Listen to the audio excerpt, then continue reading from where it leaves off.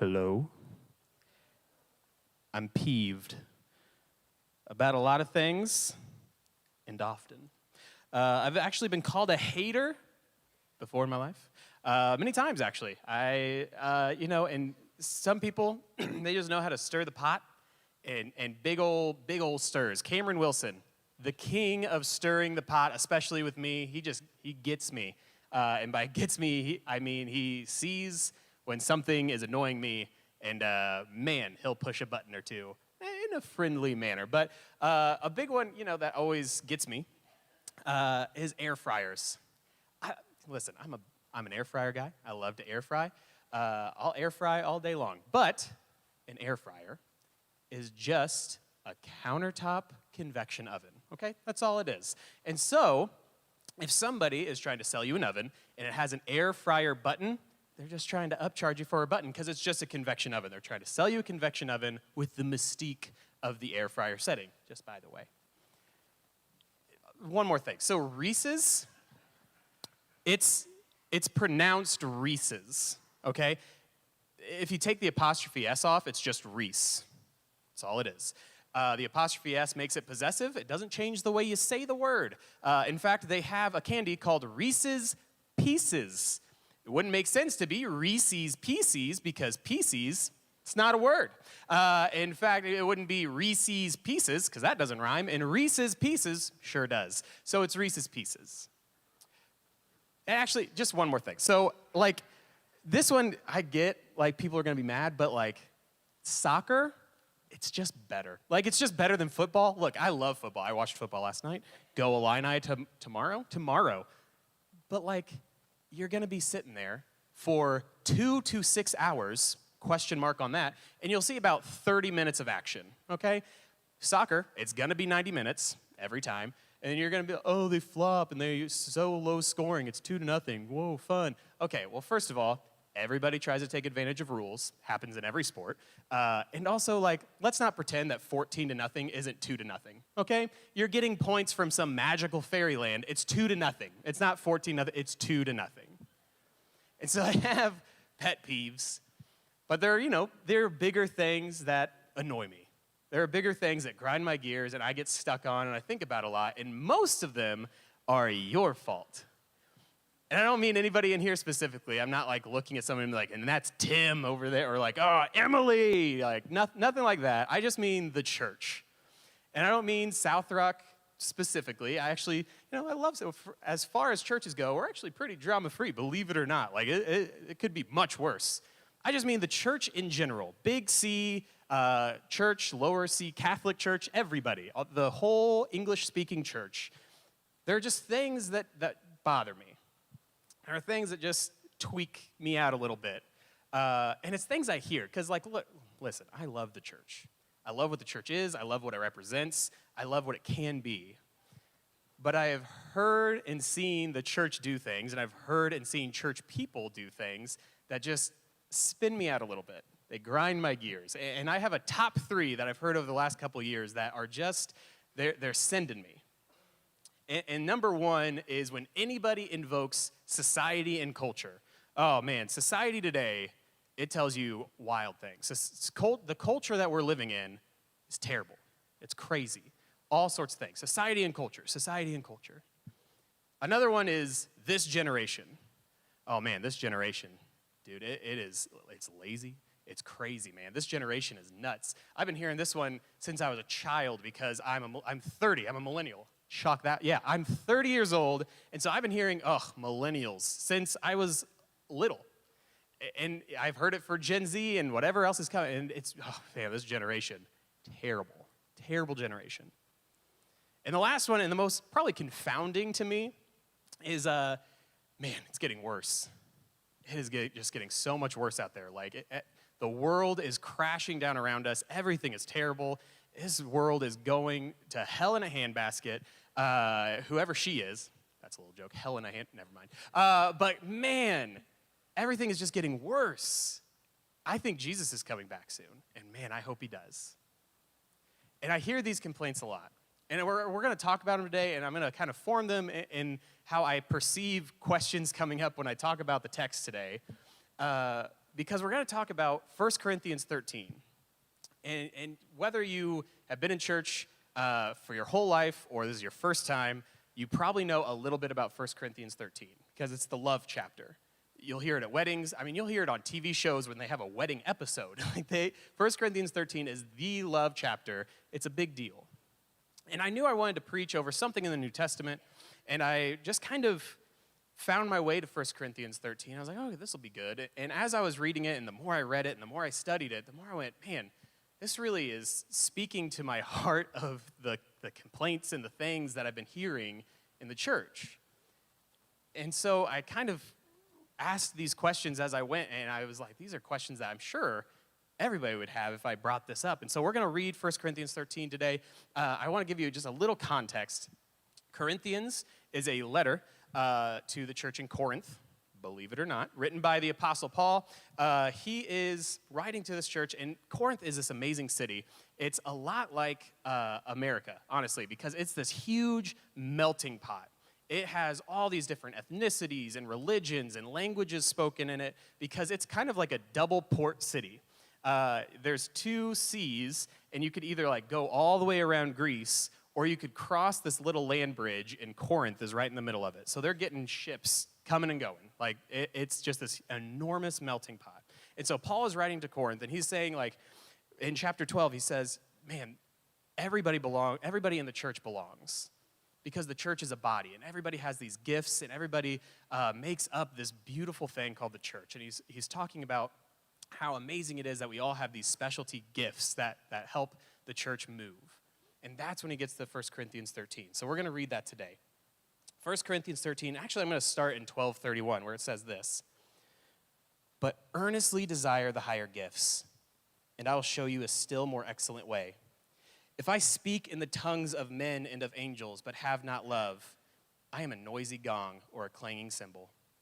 And if I have prophetic powers and understand all mysteries and all knowledge, and if I have all faith so as to remove mountains, but have not love, then I'm nothing. If I give it all away, all I have, and if I deliver up my body to be burned, but have not love, I gain nothing. Love is patient and kind. Love does not envy or boast. It is not arrogant or rude. It does not insist on its own way.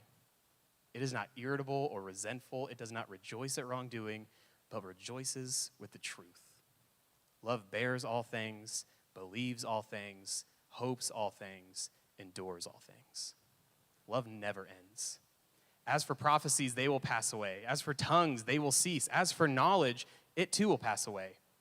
For we know in part and we prophesy in part, but when the perfect comes, the partial will pass away. See, when I was a child, I spoke like a child, I thought like a child, I reasoned like a child. When I became a man, I gave up childish ways. For now we see in a mirror dimly, but then face to face. Now I know in part, then I shall know fully, even as I have been fully known.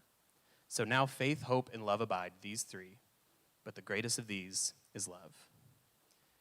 Now I know what you're thinking. And I think if these three kind of church complaints that I hear, you probably have either, if you haven't said one of them, you've heard one of them. And like I said, we're going to talk about these in the form of a question because I can feel some of you thinking it because you're thinking, but Sam, society and culture, man, it is bad. Man, society and culture, it is telling us crazy things. It's telling us that truth isn't truth and non-truth is truth and anything can be truth, and it's telling us these wild accusations, and it's swinging the pendulum all sorts of different ways. I just don't know what to do with society and culture. It's so bad. Why engage with it? Why engage with society and culture? Why not become more insular? Why not just listen to church music and read church books and go to church and church events? Why worry about society and culture at all? Why not just go church, church, church? That's all we need to do. Why engage with society and culture at all when society and culture is awful and atrocious and it's leading people down the wrong path? And I hear that. But I have somewhat good news. Every Christian ever has lived in a society or culture, save for monks, and show of hands if you want to go and do that, and then people that would voluntarily go live on a commune.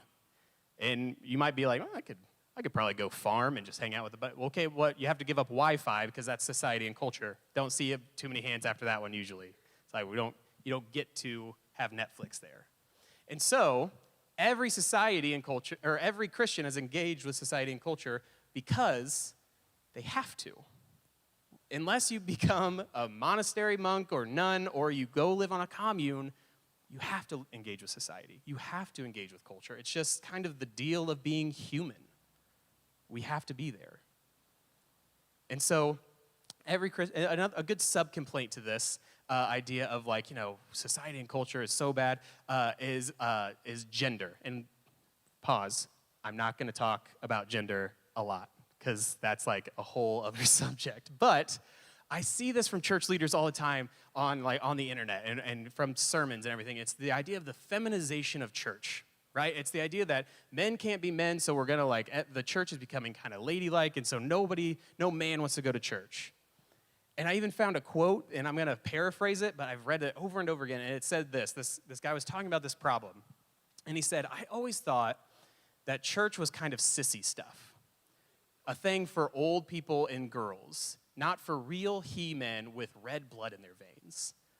And you might be sitting there going, yeah, exactly, that's exactly the problem, but the problem with the quote is it's from Billy Graham, and he's talking about the church in the 40s. See, we've always been in society and culture, and we've always been fighting the same things over and over again. Look at the guy that we worship. Jesus wasn't killed by a rogue assassination plot of like 2 people. He was killed by the religious and empirical leaders of the day, those that set the tone and tenor of society and culture. You might be saying, yeah, Sam, exactly. So insulate. Go to church. Don't worry about society and culture. It wants to kill you and rob you and do all these different things, and it's always been a problem. What I'm telling you is we still have to engage. That's the deal of being human. We have to engage with our society and culture. And so the question isn't, why should you? It's how should you? Because you already have to. And Paul answers that in 1 Corinthians. We have to engage society and culture, and we ought to do it with love. We ought to do this with love. So we can do all sorts of things with our society and culture, and I see it all the time. You can go ahead and complain about society and culture. We can post as many memes on Facebook as we want. We can cut people out. We can do whatever we want to do. But Paul is pretty clear. If we're doing that without love, it doesn't equal anything. It doesn't leave us with anything. I could stand up here and speak every language. I could be so prophetic. I know the future. I have a faith that could move this building into Wichita. I could give of myself so sacrificially that I have nothing left. But if I do it without love, I have done nothing and I am nothing. And the same applies when we engage with culture, when we engage with society. If we're not doing it with love, we haven't done anything. So that meme and that rant and that family member, that cashier, that whatever you want to go into, if we're not engaging with them in love, then we haven't done anything. And the problem with these complaints about society and culture is we have this idea of society being this amalgam, right? This kind of cloudy concept of that we are in. But what society and culture is people. Society and culture is a group of people that are stuck in a way of thinking that's worldly. And so when we say, I don't want to engage with society and culture, and yeah, this whole idea of insulating sounds great, I'm going to stick to the church. What we're basically saying is, man, the people that are stuck in that society, the people that are stuck in this culture, they're not worth the time, and they're not worth our love.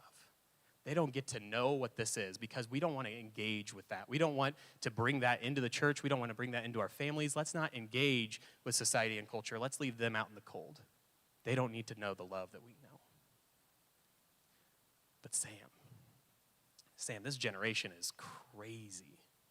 This generation is the one that are setting up this society. They're more concerned about their TikToks and their tweeters, and they're all over the place, man. They have brain rot, basically. Like, they have no idea what they're talking about. They're ignorant. They're self-involved. They're lazy. Have you seen how they identify? Sam, why engage with youth culture? My kids are great. My grandkids are great, but everybody else? Man, these kids are nuts. And listen, I hear that.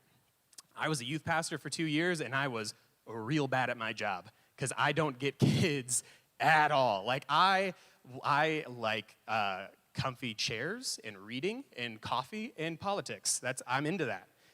If somebody was like, the question is like, oh yeah, mountains or beaches. I'm like, how about like my house and my chair with my clothes and my slippers, and you can be in either of those two because they're far away from me. Like, I'll keep my house. You guys go. That's who I am. And so I don't get kids.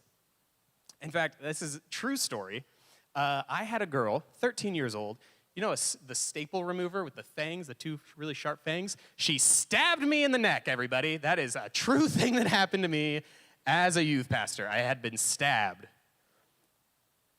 But the last time I saw her was just last month at a church. Somebody had poured into her. Sure wasn't me. I was kind of done with the whole stabbing thing, but somebody had poured into this girl, and she was at church. Man, as a youth pastor, I wasn't good, but I still saw the heights and depths of love for people that they wouldn't be hanging out in any other circumstance. But they still loved each other and cared for each other. I saw this kid, he was like, no lie, a professional video game player. He was amazing. And he invited me over to his house, and he handed me the controller, and he showed me what to do, and he laughed when I laughed, and he helped when I needed help. He didn't give me mockery or derision. He just wanted to hang out. I saw a kid go from like a really awkward kind of 14-year-old that like might not have even talked to his family. It was just uncomfortable, to asking, how can I pray in front of people? And the last time I saw him, he was a 20-year-old, and he stood up again in front of a group of strangers and delivered this eloquent, beautiful, off-the-cuff, like kind of speech. It was amazing. And I even saw a girl go from a middle school student to a high school student to a college student to now a fully formed adult with an adult job who has such a good head on her shoulders and such a profound faith that my daughter prays every night, I just want Sissy to come home, because she just wants to spend time with this girl. When we say, man, this generation's terrible, we're saying it as if they're not in the room. We're saying it as if we're not the ones that have poured into them, as if we're not the ones that set this up. So when we complain about this generation, what we're doing is we're holding up a mirror and going, what have you done? And we have all these concerns about the future and society and culture when they're the ones that are inheriting it. And so the people that are inheriting it need us to pour into them. And so why even worry about these youths? Why worry about this culture? Why worry about what they're doing? Man, they're the ones that are setting up the future. They're the change you want to see in the world. They're the future of it. And so the question of why pour into them, man, that's easy. That's because they are inheriting the thing that you're most terrified of, is what society and culture is becoming. So the question of how do we do that is, again, answered in 1 Corinthians. It's with love, man. A little understanding goes a long way. Imagine the person that sounds like this. Love is patient and kind. Love does not envy or boast. It is not arrogant or rude. It does not insist on its own way. It is not irritable or resentful. It does not rejoice at wrongdoing, but rejoices with the truth. Love bears all things, believes all things, hopes all things, and endures all things. Kids from elementary to young adults and all people ever want to be with this person.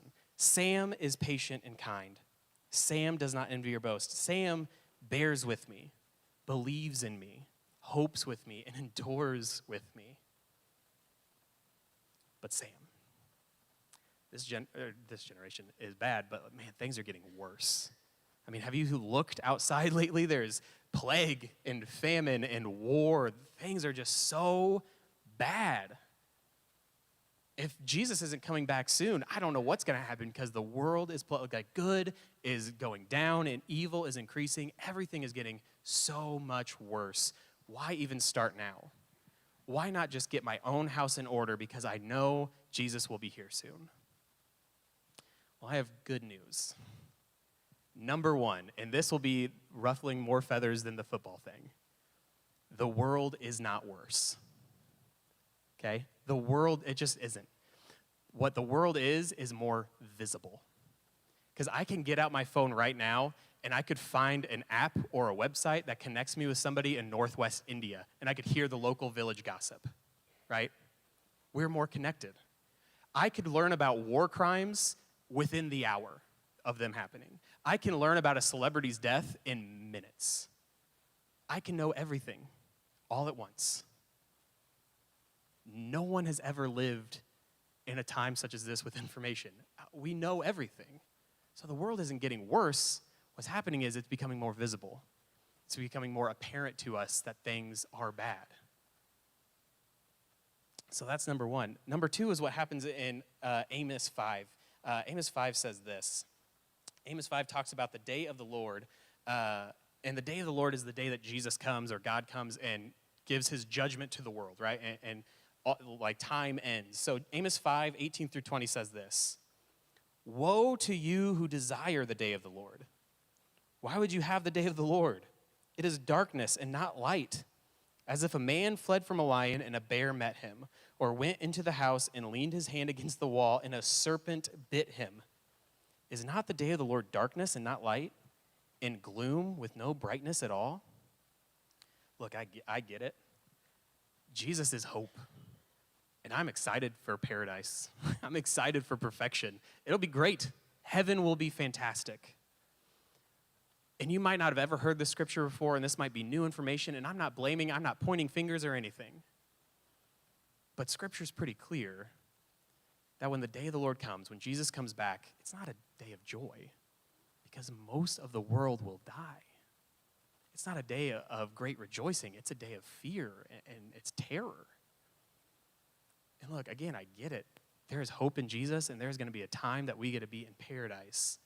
But when we say, oh, Jesus, come back, what we're effectively saying is, man, I can't wait to be in paradise and for my neighbors to just die already. And look, again, I'm not pointing fingers. I'm not saying that's what you're doing on purpose. But we need to watch the way we say these things. I mean, Maranatha is a thing that has been around for centuries. Come, O Lord, from 1 Corinthians 16. But I want to alter that a little bit, centuries later, and say we should be saying, come, O Lord, but make it tomorrow. Because there is still a harvest, man. There's still people out there that are missing this, that are hopeless, that are stuck in society and culture. There's a generation being brought up that doesn't know that the Lord, their God, has come to save them and loves them so deeply. The world isn't getting worse. I don't think the boat is sinking any faster, but I do think it's sinking. And so why start now? Because again, the boat is sinking. And we, as those who have received the gospel, we are in a lifeboat with life vests on, pointing at people in the water going, man, I wish you learned how to swim. Man, you shouldn't have been on that ship in the first place. It's cold out there, isn't it? Man, we need to be throwing them life preservers. We don't need to be throwing them our mockery and our derision. We don't need to be throwing them complaints and telling them how bad it was that the boat sank in the first place. We need to get them on board. The world isn't getting worse, but there is coming a day where we will see fully and perfectly, where the mirror won't be so dim, and we'll see Jesus face to face, and it won't be a day of rejoicing for most. And it's our job to make sure they're on the boat, or they're in the lifeboat. And look, this has been a negative sermon. I get it. It's complaints, and then my complaints about the complaints. I get it. And so let's change gears and say, how do we combat this? You might be sitting there going like, man, this guy's a stone cold moron. Or you might be going, what's next? I have some resolutions for 2023 for all of us, for the church as individuals and corporately. And that's pretty simple. It's real easy. It's the churchiest answer I can think of. It's time to do what Jesus did. The time of asking what would Jesus do and wearing those trendy bracelets, man, that's over. We know what Jesus did, and it's time to do that thing. How do we engage with society and culture? How do we pour into a generation? How do we love now and often? Man, we do what Jesus did. It's simple. It's easy. You might be going, well, Sam, what does that look like? What did Jesus do? Look, that's my challenge to you this year. Your resolution should be love more and often, do what Jesus did. But my challenge to you is read Matthew, Mark, Luke, and John as often as possible, and as many times as you can, and do what Jesus did in the Gospels. I mean, listen to this. Matthew 20:28, the Son of Man did not come to be served, but to serve, and to give his life as a ransom for many. Luke 19:10, the Son of Man came to seek and save the lost. John 12:46, I have come into the world as a light so that whoever believes in me may not remain in darkness. John 3:16-17. For God so loved the world that he gave his only son, that whoever believes in him should not perish but have eternal life. For God did not send his son into the world to condemn the world, but in order that the world might be saved through him. Luke 4:18-19. The Spirit of the Lord is upon me because he has anointed me to proclaim good news to the poor. He has sent me to proclaim liberty to the captives and recovering of sight to the blind, to set at liberty those who are oppressed, to proclaim the year of the Lord's favor. Not the day of the Lord, but the year of the Lord's favor. Jesus came and died and loved those who are in society and culture, those who are on the outskirts and on the fringes, and that's what we are called to do, and that's your resolution this year, is do what Jesus did. I'm not asking you to hang on a cross or walk across water. I'm asking you to have a feast with people that aren't like-minded. I'm asking you to have people over and talk to people without ulterior motives or get into debates or post memes. I'm asking you to engage and pour into and love often and to do what Jesus did. He didn't come, the only people he yelled at were people inside the temple. That's us. The people he loved were outside the walls. Jesus came and died, and Jesus came and loved the sex workers, the poor, the broken, the sick, the incarcerated. Jesus loved them. And so it's our time to do what Jesus did. It's our turn to love well and often. We can surprise the world in 2023. We could start something amazing. We just got to do what Jesus did. Because listen, the boat's not sinking faster, but it is going down. There is an end, and the roll will be called up yonder. And when it's all said and done, these three remain: faith, hope, and love. And the greatest of these is love.